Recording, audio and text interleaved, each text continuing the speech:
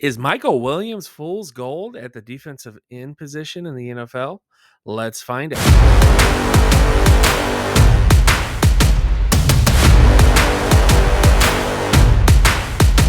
Welcome back to All Pro Football Data, and today's episode we are talking about Georgia edge rusher Mykel Williams. We're going to be looking at his data profile to highlight some of the strengths and weaknesses to his game to see if he might be one of the bigger or riskier prospects in this particular draft class, because there's a lot of people that have him as the second pass rusher off of the board. Some people have him in the top 5, top 10 picks. And in reality, his data says a different thing.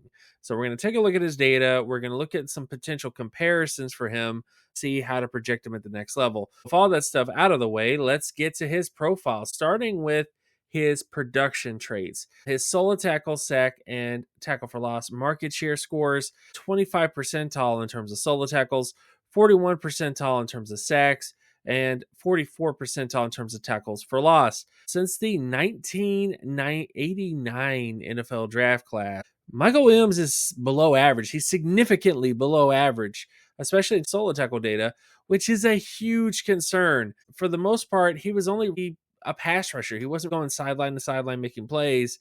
And most edge rushers don't really make it at the next level like that.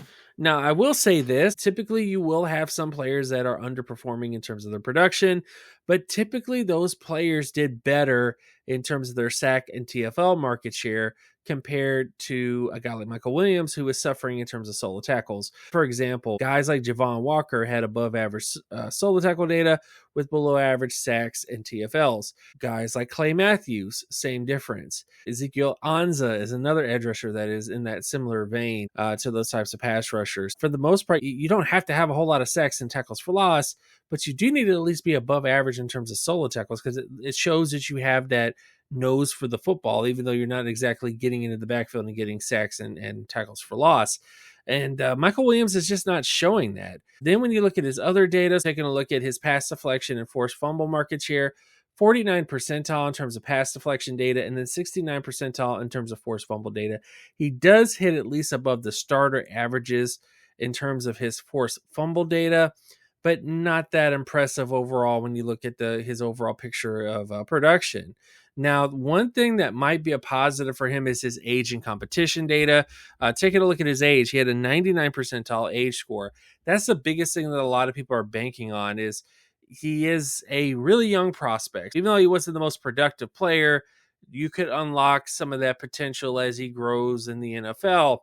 But the truth of the matter is he wasn't a very dominant football player consistently at Georgia. I understand they have rotational players and they're constantly rotating people in and out, but most great NFL players were dominant players at the college football level from a production standpoint.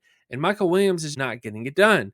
Even though he is young, his MSA rating is still 64 percentile, which is general market share production. And his pass score, which takes a look at his other data like pass deflections and forced fumbles, only makes him 61 percentile. He's essentially a D plus player who's getting A plus hype. It doesn't make any sense. It really doesn't.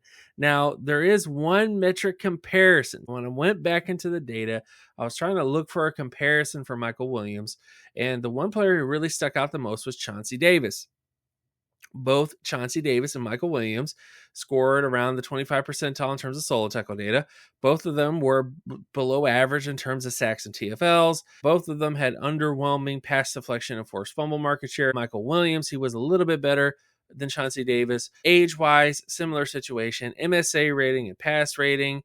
Mykel Williams is younger than Chauncey Davis was coming out. He kind of does a little bit better there. But in AV, similar situation right there. But for the most part, this is who Mykel Williams really is, realistically. Chauncey Davis was a good NFL player.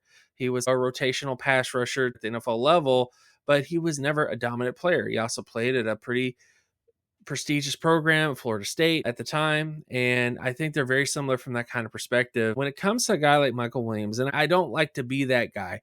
I don't like to be the canary in the coal mine. I'm just being realistic here. When you don't produce at the college level, what makes you think that you're going to produce at the NFL level? We're always going to talk about disruption. It's not about production, it's about disruption. We talk about all these other cliche types of things, when the fact of the matter is the greatest players to lace up in the NFL level were above average productive in almost every single metric that you could think of. Some of the greatest players that have ever been on the football field were elite players in terms of their production. I don't need to go down all the names. It's just a fact. Any player that you look at in terms of the Hall of Fame was pretty much extremely productive compared to their peers and played on really great football teams. What did Mykel Williams do? He was young. He played on a good football team. That's it. Everything else about his profile is below average. What I mean by fool's gold is not necessarily about the fact that he doesn't have any traits that can translate to the NFL level. What I mean by fool's gold is it looks like gold. He looks the part. He carries a lot of the characteristics of what most great players typically have.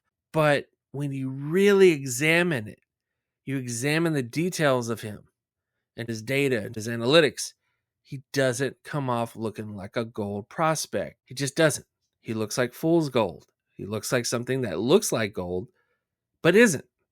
When you take a better look at it and you actually take the data and analyze it, it's not gold.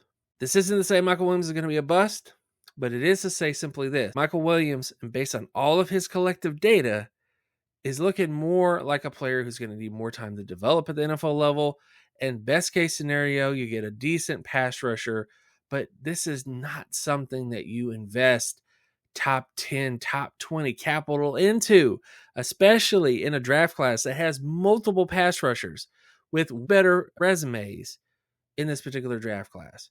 So with all that stuff out of the way, thank you guys so much for watching this episode, and I'll see you guys in the next episode. Peace.